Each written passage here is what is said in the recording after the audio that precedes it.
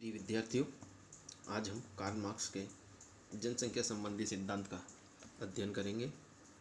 Karl Marx का मत था कि जनसंख्या का कोई भी सार्वलौकिक नियम नहीं हो सकता। उनके अनुसार वर्तमान अति जनसंख्या का स्रोत मनुष्य की तथाकथित जीव विज्ञानी प्रवृत्तियों में नहीं है, बल्कि उत्पादन में प्रचलित पूंजीवादी स्वरूप में है। इस अति जनसंख्या का कारण पूंजी संचय, परिवर्तनशील पूंजी जो कि श्रमिकों की मांग का स्रोत है, में वृद्धि की जनसंख्या की तुलना में बहुत अधिक निम्न दर से होती है। इस प्रकार उत्पादन की पूंजीवादी प्रणाली के अंतर्गत सापेक्षिक अतिरिक्त जनसंख्या स्वयं उपलब्ध हो जाती है, जिसे बेरोजगारों की सेना भी कहा जाता है। सापेक्षिक अति जनसंख्या में परिवर्तन की दर वास्तविक जनसंख्या वृद्धि की दर से स्वतंत्र होती है। कार्ल मार्क्स ने इस सिद्धांत को पूंजीवाद के अंतर्गत जनसंख्या सिद्धांत निरूपित किया। उनका यह विचार था कि उत्पादन की प्रत्येक प्रणाली का एक अलग विशिष्ट जनसंख्या सिद्धांत होता है। मार्क्स के अनुसार अतिरिक्त जनसंख्या पूंजीवादी संचय का निर्माण ही नहीं है, बल्कि पूंजीवादी आर्थिक संगठन के अस्तित्व तथा निरंतरता की आवश्यक दशा भी है, क्योंकि इसके संचालन के लिए शोषण योग्य जनशक्ति का उपलब्ध होना आवश्यक है। जब शोषण योग्य जनशक्ति पर्याप्त मात्रा में उपलब्ध हो, तब कार्यशील श्रमिकों की महत्वाकांक्षाओं को नियंत्रण में रखा जा सकता है तथा अतिरिक्त मूल्य की दर तथा लाभ की दर का अनुरक्षण किया जा सकता है।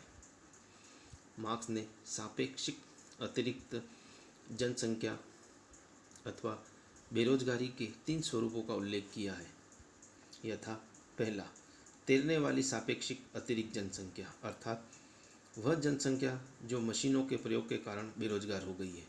दूसरा, प्रच्छन्न अथवा अंतर्निहित सापेक्षिक अतिरिक्त जनसंख्या, अर्थात कृषि जनसंख्या का वह भाग जो नगरों में नौकरी अथवा रोजगार की खोज करता है।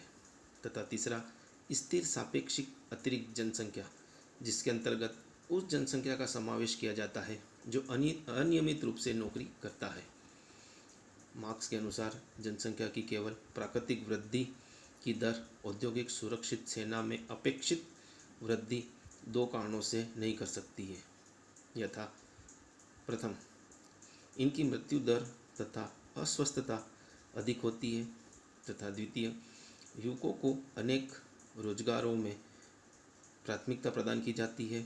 मार्क्स का मत है कि पूंजीवादी प्रणाली के अंतर्गत यह आवश्यक है कि ऐसी पूंजी का जो श्रमिकों में बेरोजगारी फैलाती है, अधिकाधिक मात्रा में संचय हो, जिससे बेरोजगारी में वृद्धि हो। सापेक्षिक अतिरिक्त जनसंख्या में वृद्धि भूमि के अधिग्रहण के कारण बेरोजगार हुए श्रमिकों को स्थानांतरित करने से ही संभव है।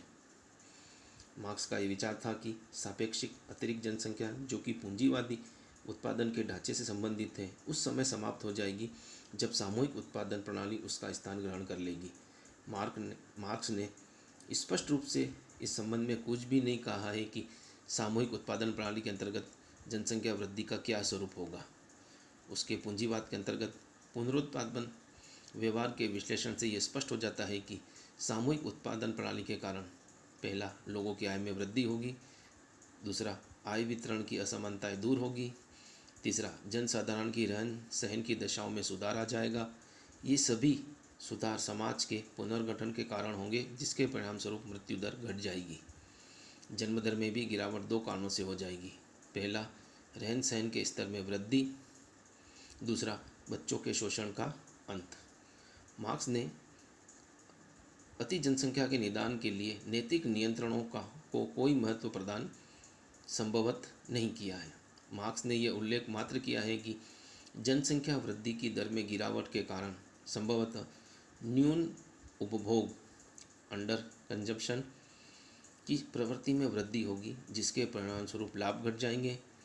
इन सभी प्रवृत्तियों के परिणामस्वरूप पूंजीवादी का ह्रास शीघ्र हो जाएगा। धन्यवाद।